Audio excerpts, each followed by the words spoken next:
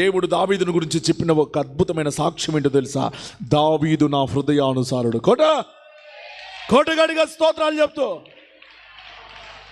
నా ఉద్దేశాలు నెరవేర్చువాడు, నన్ను సంతోషపరిచేవాడు, నా మీద ఆధారపడుచున్నవాడు, శ్రమలో నన్ను తలిచేవాడు, నన్ను పిలిచేవాడు, నా యొద్దనే గడిపేవాడు, నా యొద్దనే కనిపెట్టేవాడు.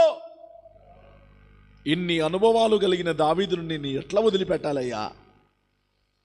ఈ రోజున దావీదుకు ఉండిన అనుభవాలు నీలో ఉంటే నిన్ను కూడా వదిలిపెట్టాడు.